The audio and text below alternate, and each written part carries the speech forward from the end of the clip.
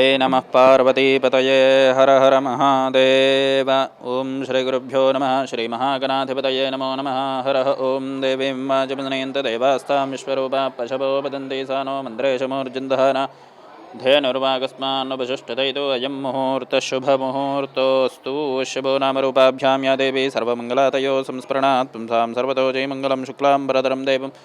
शशिवर्णं चतुर्भुजं प्रसन्नवदनं ध्यायेत् सर्वविघ्नोपशान्तये। तदेव लग्नं सुदिनं तदेव ताराबलं चन्द्रबलं तदेव विद्याबलं दैवबलं तदेव गुरीपते तेङ्घ्रीं स्मरामि सर्वमङ्गलमाङ्गल्ये शिवे सर्वार्धसाधके शरण्ये त्र्यम्बके देवी नारायणे नमोऽस्तुते। श्रीमहागणाधिपतये नमः। उमामहेश्वराभ्यां नमः। लक्ष्मीनारायणाभ्यां नमः। वाणीहिरण्यगर्भाभ्यां नमः। शचीपुरन्दराभ्यां नमः। अरुन्धतीवशिष्टाभ्यां नमः। महापाशुपतेभ्यो नमः। श्रीगुरुचरणारविन्दाभ्यां नमः। सर्वेभ्यो ब्राह्मणेभ्यो महाजनेभ्यो वेदविद्भ्यो नमो नमः। आचम्य प्राणानाचम्या शम्भवे च मयो भवे च स्वाहा। नमः शङ्कराय च मयस्कराय च स्वाहा। नमः शिवाय च शिवतराय च स्वाहा। उत्तिष्ठन्तु भूतपिशाचाः एते भूमिभारकाः एतेषां विरोधेनां ब्रह्मकर्मसमारभे प्राणायामे विनियोगः। ॐ भूं भुवः गुं सुवः ॐ महा ॐ जनः ॐ तपः गुं सत्यं तत्सवितुर्वरेण्यं भर्गो देवस्य धीमहि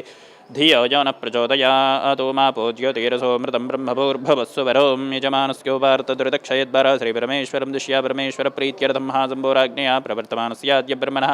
द्वितीयपरार्धे श्वेतवराहकल्पे वैवस्वतमन्वन्तरेष्ठां शतमायुगे कलयुगे प्रथमपादे जम्बूद्वीपे भरतवर्षे भरतखण्डे मेरोः दक्षिणदिग्भागे कृष्णाकावेर्योर्मध्यप्रदेशे श्रीशैलस्य महाक्षेत्रे गङ्गापार्वती भ्रमराम्बा समेत मल्लिकार्जुनस्वावदेवता सन्निधोऽस्मिन् वर्तमानव्यावहार्गचान्द्रमानेन स्वस्तिश्रीपराभरमा संवत्सरे उत्तरायणे वसन्तऋतौ वैशाखमासे शुक्लपक्षे चतुर्थ्यां दितो वासरः वासरस्तु भौमवासरे शुभवासरे शुभनक्षत्रे शुभयोगे शुभकरणे मङ्गलविशेषणविशिष्टायां शुभतिथौ अस्य यजमानस्य श्रीमान् श्रीमतः गोत्रोद्भवस्य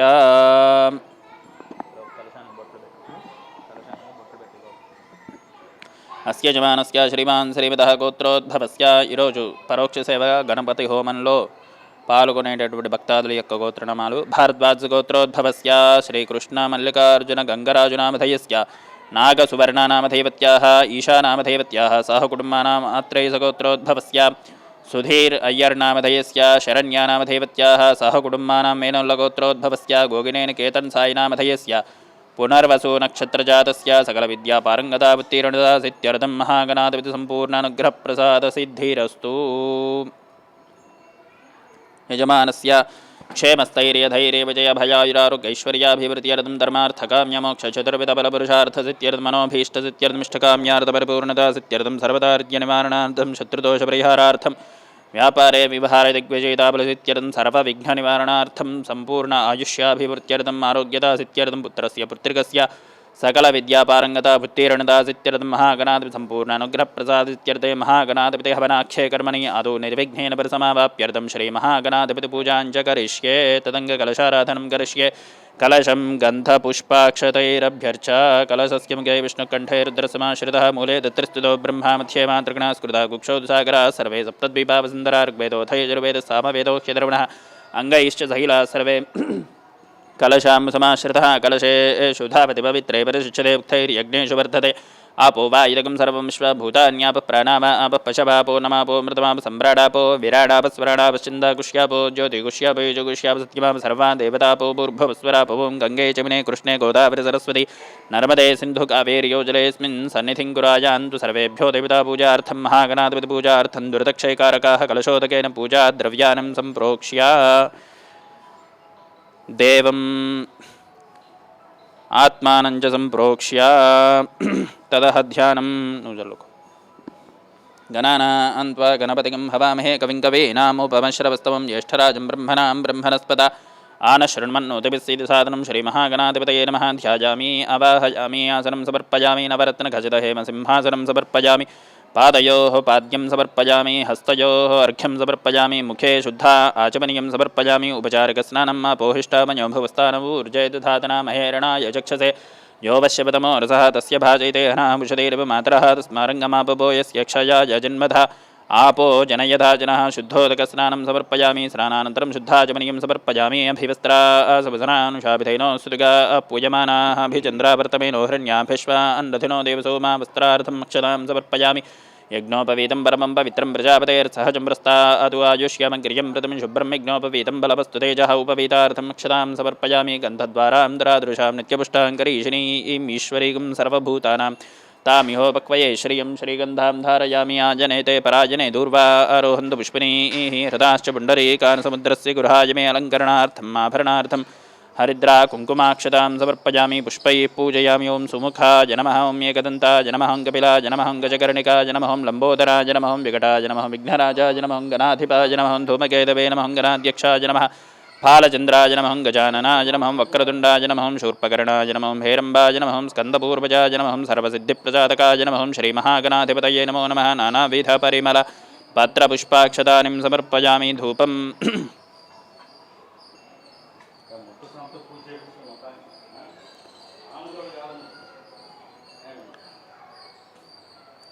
वनस्पत्युर्भवेर्धूपैर्नानागन्धैः सुनियतमाघ्रेयः सर्वदैवानां धूपोऽयं प्रतिगृह्यतां दिव्यधूपमाग्रापयामि साक्षात् प्रत्यक्षदीपं दर्शयामि धूपदीपानन्तरं शुद्धा आचमनीयं समर्पयामि नैवेद्यं ॐ भूर्भुवस्सुवः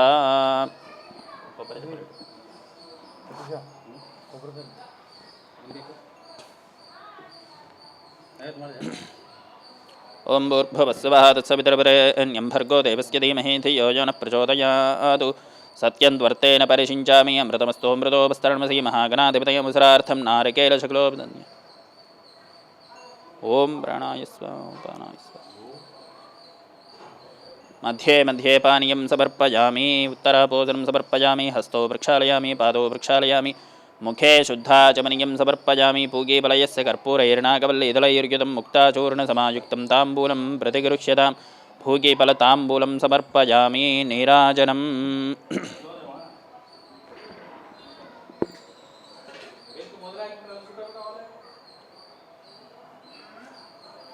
ओं अघोरेभ्यो तघोरेभ्यो घोरघोरतरेभ्यः सर्वेभ्यः सर्वसर्वेभ्यो नमस्ते अस्तु रुद्ररूपेभ्यः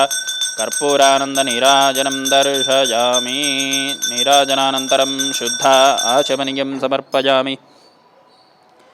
नमस्करोमि हर नमः पार्वतीपतये हर हर महादेव सुमुखश्चैकदन्तश्च कपिलो गजकर्णिकः लम्बोदरश्च विकटो विघ्नराजो गणाधिपः धूमकेतुर्गणादिक्षुपालचन्द्रो गजाननः वक्रतुण्डशूर्पकर्णो हेरम्बस्कन्दपूर्वजः षोडशैतानि नामानि यप्पडे शृणुयादपि विद्यारम्भे विवाहे च प्रवेशे निर्घमे तदा सङ्ग्रामे सर्वकार्येषु विघ्नस्तस्य न जायते तत्पुरुषाय विद्महे वक्रतुण्डाय धीमहि तन्नो दन्तिः प्रचोदयात् महागणाधिपतये नमः वेदोक्तसुवर्णदिव्यमन्त्रपुष्पाञ्जलिं समर्पयामि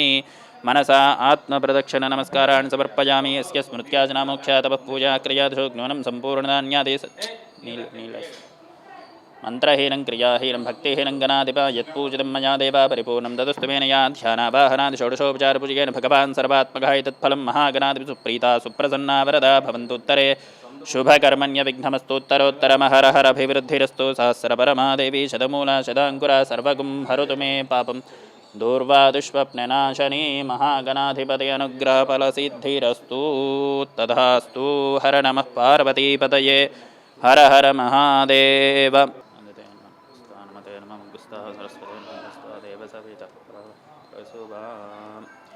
ओं श्रीगुरुभ्यो नमः श्रीमहागणाधिपतये नमो नमः हरः ओं गणानान्त्वा गणपतिं हवामहे कविं कवीनामुपमश्रवस्तमं ज्येष्ठराजं ब्रह्मणां ब्रह्मणस्पदान शृण्वन्नोतविस्सेदसादनगुस्वाहा ॐ गणानान्त्वा गणपतिं हवामहे कविं कवीनामुपमश्रवस्तमं ज्येष्ठराजं ब्रह्मणां ब्रह्मणस्पदान शृण्वन्नोतविस्सेदसादनगुस्वाहा ॐ गणानान्त्वा गणपतिं हवामहे कविं कवीनामुपमश्रवस्तमं ज्येष्ठराजं ब्रह्मणां ब्रह्मणस्पदा आन शृण्वन्नोतविस्सेदसादनगुस्वाहा ॐ गणानान्त्वा गणपतिं हवामहे कविं कवीनामुपमश्रवस्तमं ज्येष्ठराजं ब्रह्मणां ब्रह्मणस्पदान शृण्वन्नोतविस्सेदसादनगुस्वाहा ॐ गणानान्त्वा गणपतिं हवामहे कविं कवीनामुपमश्रवस्तमं ज्येष्ठराजं ब्रह्मणां ब्रह्मणस्पदान शृण्वन्नोतविस्सेदसादनगुस्वाहा ॐ गणानान्त्वा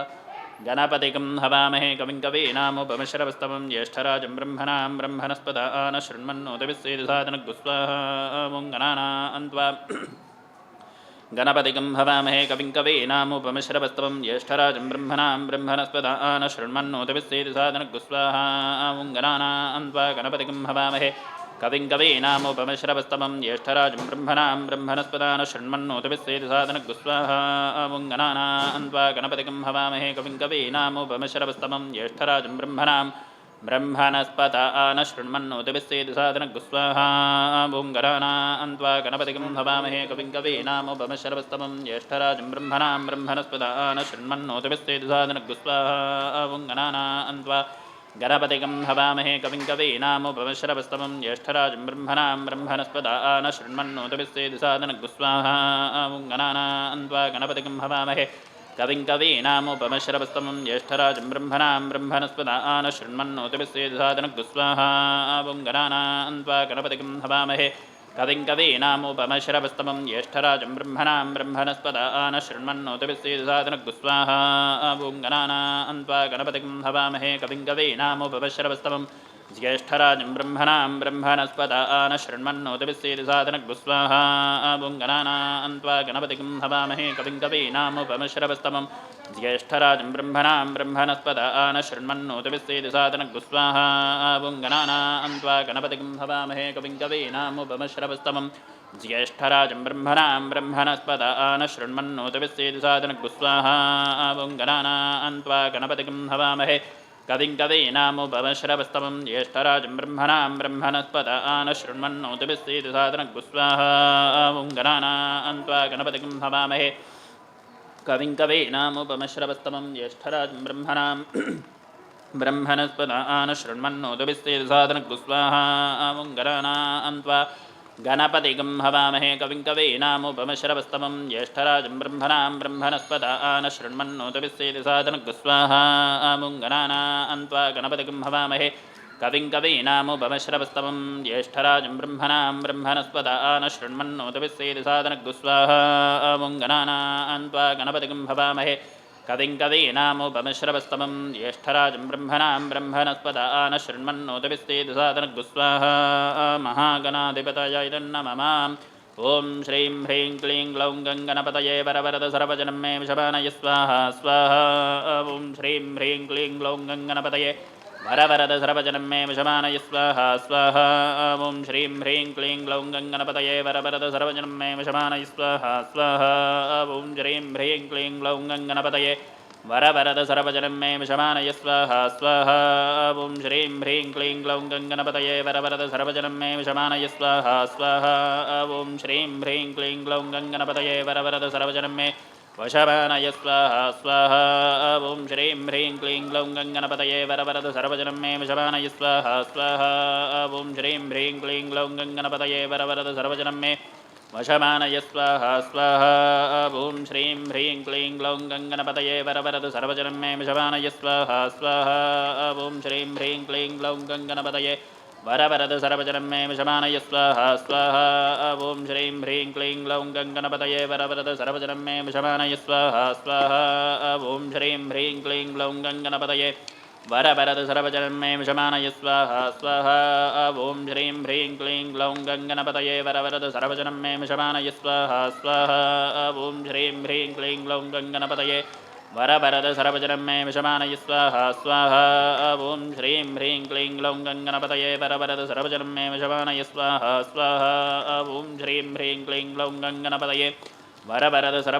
विषमानय स्वाहा स्वाहा ॐ श्रीं ह्रीं क्लीं ग्लौं गङ्गणपतये वरवरद सर्वजनं मे वशमानय स्वाहा स्वाहा ॐ श्रीं ह्रीं क्लीं ग्लौं गङ्गणपतये वरवरद सर्वजनं मे विषमानय स्वाहा स्वाहा ॐ श्रीं ह्रीं क्लीं ग्लौं गङ्गणपतये वरवरद सर्वजनं मे विषमानय स्वाहा स्वाहा ॐ श्रीं ह्रीं क्लीं ग्लौं गङ्गणपतये वरवरद सर्वजनं मे विषमानय स्वाहा स्वाहा ॐ श्रीं ह्रीं क्लीं ग्लौं गङ्गणपतये वरवरद सर्वजनं मे विषमानय स्वाहा स्वाहा ॐ श्रीं ह्रीं क्लीं ग्लौं गङ्गणपतये वरवरद सर्वजनं मे वशमानय स्वाहा स्वाहा ॐ श्रीं ह्रीं क्लीं ग्लौं गङ्गणपतये वरवरद सर्वजनं मे वशमानय स्वाहा स्वाहा ॐ श्रीं ह्रीं क्लीं ग्लौं गङ्गणपतये वरवरद सर्वजनं मे वशमानय स्वाहा स्वाहा ॐ श्रीं ह्रीं क्लीं ग्लौं गङ्गणपतये वरवरद सर्वजनं मे वशमानय स्वाहा स्वाहा ॐ श्रीं ह्रीं क्लीं ग्लौं गङ्गणपतये वरवरद सर्वजनं मे वशमानय स्वाहा स्वाहा ॐ श्रीं ह्रीं क्लीं ग्लौं गङ्गणपतये वरवरद सर्वजनं मे वशमानय स्वाहा स्वाहा ॐ श्रीं ह्रीं क्लीं ग्लौं गङ्गणपतये वरवरद सर्वजनं मे वशमानय स्वाहा स्वाहा ॐ श्रीं ह्रीं क्लीं ग्लौं गङ्गणपतये वरवरद सर्वजनं मे वशमानय स्वाहा स्वाहा ॐ श्रीं ह्रीं क्लीं ग्लौं गङ्गणपतये वरवरद सर्वजनं मे वशमानय स्वाहा स्वाहा ॐ श्रीं ह्रीं क्लीं ग्लौं गङ्गणपतये वरवरद सर्वजनं मे वशमानय स्वाहा स्वाहा ॐ श्रीं ह्रीं क्लीं ग्लौं गङ्गणपतये वरवरद सर्वजनं मे वशमानय स्वाहा स्वाहा ॐ श्रीं ह्रीं क्लीं ग्लौं गङ्गणपतये वरवरद सर्वजनं मे वशमानय स्वाहा स्वाहा ॐ श्रीं ह्रीं क्लीं ग्लौं गङ्गणपतये वरवरद सर्वजनं मे वशमानय स्वाहा स्वाहा ॐ श्रीं ह्रीं क्लीं ग्लौं गङ्गणपतये वरवरद सर्वजनं मे वशमानय स्वाहा स्वाहा ॐ श्रीं ह्रीं क्लीं ग्लौं गङ्गणपतये वरवरद सर्वजनं मे वशमानय स्वाहा स्वाहा ॐ श्रीं ह्रीं क्लीं ग्लौं गङ्गणपतये वरवरद सर्वजनं मे वशमानय स्वाहा स्वाहा ॐ श्रीं ह्रीं क्लीं ग्लौं गङ्गणपतये वरवरद सर्वजनं मे वशमानय स्वाहा स्वाहा ॐ श्रीं ह्रीं क्लीं ग्लौं गङ्गणपतये वरवरद सर्वजनं मे वशमानय स्वाहा स्वाहा ॐ श्रीं ह्रीं क्लीं ग्लौं गङ्गणपतये वरवरद सर्वजनं मे वशमानय स्वाहा स्वाहा ॐ श्रीं ह्रीं क्लीं ग्लौं गङ्गणपतये वरवरद सर्वजनं मे वशमानय स्वाहा स्वाहा ॐ श्रीं ह्रीं क्लीं ग्लौं गङ्गणपतये वरवरद सर्वजनं मे वशमानय स्वाहा स्वाहा ॐ श्रीं ह्रीं क्लीं ग्लौं गङ्गणपतये वरवरद सर्वजनं मे वशमानय स्वाहा स्वाहा ॐ श्रीं ह्रीं क्लीं ग्लौं गङ्गणपतये वरवरद सर्वजनं मे वशमानय स्वाहा स्वाहा ॐ श्रीं ह्रीं क्लीं ग्लौं गङ्गणपतये वरवरद सर्वजनं मे वशमानय स्वाहा स्वाहा ॐ श्रीं ह्रीं क्लीं ग्लौं गङ्गणपतये वरवरद सर्वजनं मे वशमानय स्वाहा स्वाहा ॐ श्रीं ह्रीं क्लीं ग्लौं गङ्गणपतये वरवरद सर्वजनं मे वशमानय स्वाहा स्वाहा ॐ श्रीं ह्रीं क्लीं ग्लौं गङ्गणपतये वरवरद सर्वजनं मे वशमानय स्वाहा स्वाहा ॐ श्रीं ह्रीं क्लीं ग्लौं गङ्गणपतये वरवरद सर्वजनं मे वशमानय स्वाहा स्वाहा ॐ श्रीं ह्रीं क्लीं ग्लौं गङ्गणपतये वरवरद सर्वजनं मे वशमानय स्वाहा स्वाहा ॐ श्रीं ह्रीं क्लीं ग्लौं गङ्गणपतये वरवरद सर्वजनं मे वशमानय स्वाहा स्वाहा ॐ श्रीं ह्रीं क्लीं ग्लौं गङ्गणपतये वरवरद सर्वजनं मे वशमानय स्वाहा स्वाहा ॐ श्रीं ह्रीं क्लीं ग्लौं गङ्गणपतये वरवरद सर्वजनं मे वशमानय स्वाहा स्वाहा ॐ श्रीं ह्रीं क्लीं ग्लौं गङ्गणपतये वरवरद सर्वजनं मे वशमानय स्वाहा स्वाहा ॐ श्रीं ह्रीं क्लीं ग्लौं गङ्गणपतये वरवरद सर्वजनं मे वशमानय स्वाहा स्वाहा ॐ श्रीं ह्रीं क्लीं ग्लौं गङ्गणपतये वरवरद सर्वजनं मे वशमानय स्वाहा स्वाहा ॐ श्रीं ह्रीं क्लीं ग्लौं गङ्गणपतये वरवरद सर्वजनं मे वशमानय स्वाहा स्वाहा ॐ श्रीं ह्रीं क्लीं ग्लौं गङ्गणपतये वरवरद सर्वजनं मे वशमानय स्वाहा स्वाहा ॐ श्रीं ह्रीं क्लीं ग्लौं गङ्गणपतये वरवरद सर्वजनं मे वशमानय स्वाहा स्वाहा ॐ श्रीं ह्रीं क्लीं ग्लौं गङ्गणपतये वरवरद सर्वजनं मे वशमानय स्वाहा स्वाहा ॐ श्रीं ह्रीं क्लीं ग्लौं गङ्गणपतये वरवरद सर्वजनं मे वशमानय स्वाहा स्वाहा ॐ श्रीं ह्रीं क्लीं ग्लौं गङ्गणपतये वरवरद सर्वजनं मे वशमानय स्वाहा स्वाहा ॐ श्रीं ह्रीं क्लीं ग्लौं गङ्गणपतये वरवरद सर्वजनं मे वशमानय स्वाहा स्वाहा ॐ श्रीं ह्रीं क्लीं ग्लौं गङ्गणपतये वरवरद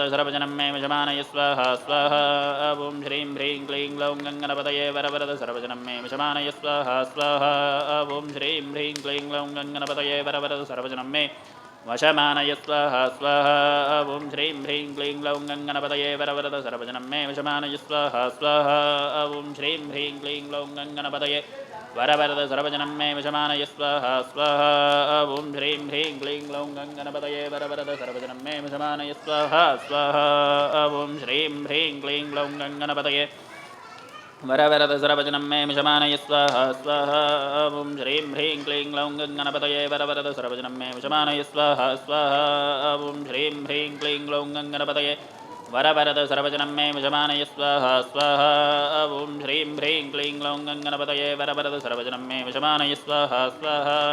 ॐ श्रीं ह्रीं क्लीं ग्लौं गङ्गणपतये वरवरद सर्वजनं मे वशमानय स्वाहा स्वाहा